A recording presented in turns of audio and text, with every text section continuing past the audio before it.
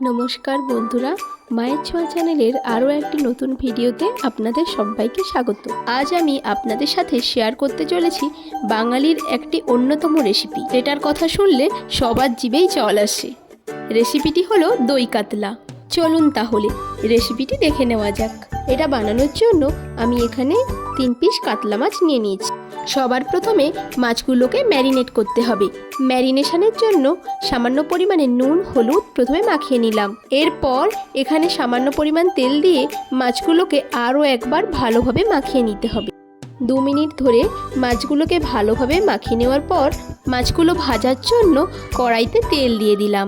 মাছগুলোকে একে একে তেলের মধ্যে দিয়ে দিচ্ছি। মাছগুলোকে একেবারে লো ফ্লেমে ভেজে নিতে হবে।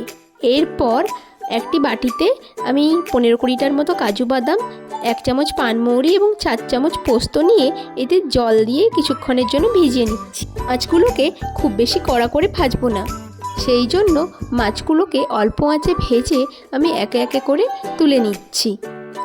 এরপর ওই মাছের তেলের মধ্যে 3টে এলাচ, 2টো লবঙ্গ, 1টা তেজপাতা এবং 3-4টে শুকনো লঙ্কা দিয়ে দিচ্ছি। এগুলো ভালোভাবে গরম হয়ে যাওয়ার পর আগে থেকে পেস্ট করে রাখা কিছুটা পরিমাণে পেঁয়াজের পেস্ট দিয়ে দিলাম। 2-4 মিনিট ধরে পেঁয়াজটিকে কষিয়ে নেওয়ার পর এর মধ্যে আমি 1 চামচ হলুদ গুঁড়ো, 1 চামচ লঙ্কা গুঁড়ো এবং 1 চামচ নুন দিয়ে দিচ্ছি। এটিকে 1-2 বার নেড়েচেড়ে আমি কাজু বাদাম, পানমৌরি এবং পোস্তর পেস্টটি দিয়ে দিচ্ছি।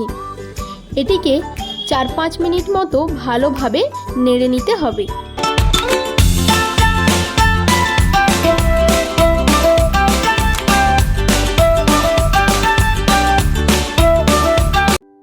এরপর যখন এই মশলার মধ্যে তেল ছেড়ে ছেড়ে এসছে তখন এর মধ্যে দিয়ে দিচ্ছি 1 চামচ ধনে গুঁড়ো। ধনে গুঁড়োটা এই মশলার মধ্যে ভালোভাবে মিশিয়ে নিচ্ছি। আপনারা দেখতেই পাচ্ছেন আমি কিভাবে মেশাচ্ছি। মেশানো হয়ে গেলে এবার আমি দিয়ে দিচ্ছি 200 গ্রাম টক দই। টক দই দেওয়ার পর এটিকে অনবরত নেড়েচেড়ে নিতে হবে, না হলে দইটি ফেটে যাওয়ার সম্ভাবনা থেকে যায়। এরপর এর মধ্যে সামান্য পরিমাণে জল দিয়ে এটিকে আরও একবার ভালোভাবে মিশিয়ে নিতে হবে। এরপর আমি ঢাকাটি 1 মিনিটের জন্য লাগিয়ে নিচ্ছি। মিনিট পর ঢাকাটি খুলে আমি মাছগুলোকে একে একে দিয়ে আবার এটিকে কুক করে নিচ্ছি 5 থেকে 7 মিনিটের জন্য। তারপর এর মধ্যে 3টে কাঁচা লঙ্কা দিয়ে আরেকবার নেড়েচেড়ে নিচ্ছি। ব্যাস রেডি আমার দই কাতলা। দেখুন কতটা লোভনীয় হয়েছে। এইভাবে আপনারও হাতে 20 থেকে 25 মিনিট টাইম থাকলে বানিয়ে নিতে পারবেন এই সুস্বাদু রেসিপিটি।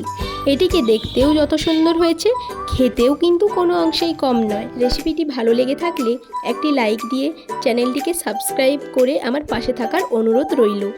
তো আজকের মতো এতটাই বন্ধুরা, দেখা হচ্ছে নেক্সট কোনো নতুন রেসিপি নিয়ে। ততদিনে সবাই ভালো থাকুন, সুস্থ থাকুন।